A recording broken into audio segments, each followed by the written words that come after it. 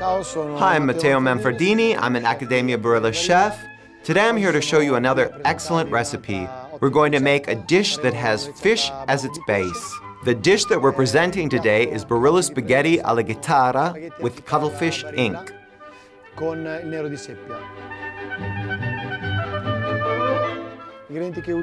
The ingredients that we're going to be using today are cuttlefish, tomatoes, garlic, and cuttlefish ink.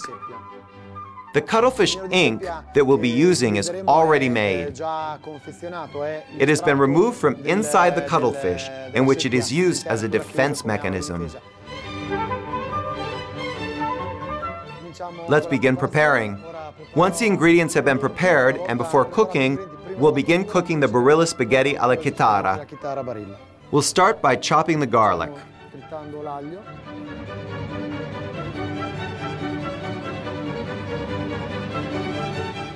First, we'll cut it in slices, and then in little strips, as you've already seen in other recipes. Now we turn it the other way to mince. It is important not to pass the garlic under the knife too much to prevent it from losing its juices and therefore also its flavor. Okay, now we'll proceed with the cuttlefish. I recommend fresh cuttlefish. A fresh product is always best. I'm separating the head and I remove its side wings. Okay, open it up. Once it's been opened, this membrane that tends to make it a little hard breaks. By removing this membrane, the mollusk will be softer. Okay, once this has been done, all you have to do is pass it under running water for a second, and the cuttlefish is already ready. As for the beak, with the mouth in the center, simply remove it with your fingers.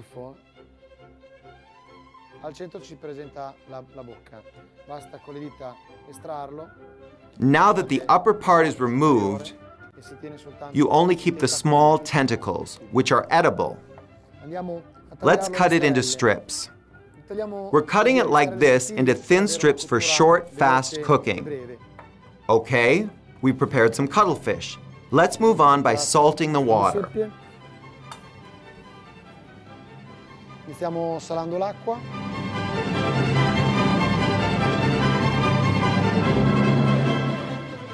Now we'll drop our Barilla spaghetti alla chitarra into the water.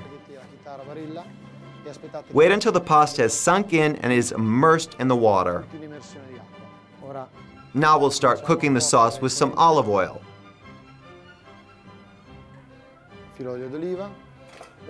Always cook the garlic on a heat that is not too high to prevent it from overcooking and turning black. If the garlic should darken too quickly, add a small ladle of the cooking water to prevent it from burning.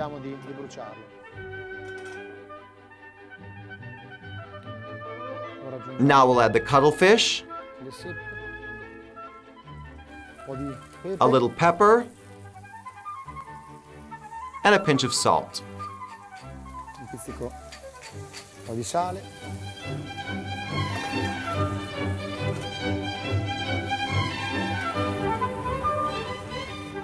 And add the tomatoes. Okay.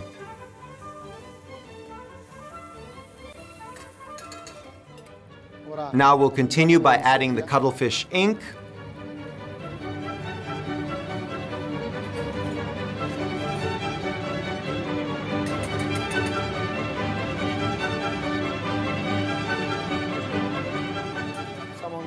let it cook slowly.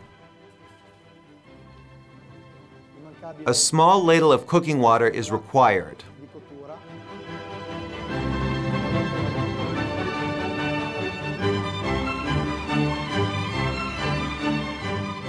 We'll begin binding our spaghetti alla chitarra to the sauce now on high heat, so the skillet becomes hotter. Fuoco alto, in modo da far prendere vigore alla padella. Okay. Let's keep the pasta nice and damp, not too dry, otherwise they may not turn out well. Risultano anche poco gradevoli.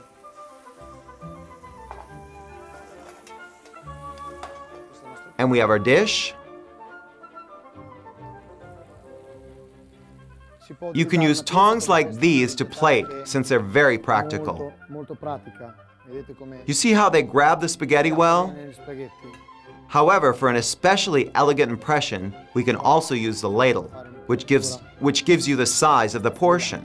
Utilizziamo pure il mestolo, come vi ho già detto anche altre volte. Vedete, vi dà anche la dimensione della porzione.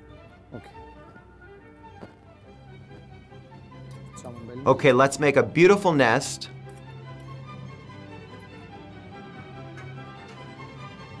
This recipe appears difficult, but is very simple. The name can also be misleading by implying that it's difficult, but in fact, it's fast and practical. In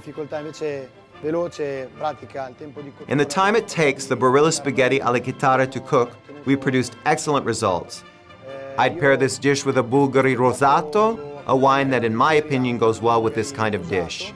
Now I've demonstrated today's dish, Barilla spaghetti alla chitarra with cuttlefish ink. Vi presento il piatto di oggi, sono spaghetti alla chitarra Barilla al nero di seppia. Barilla wishes you buon appetito!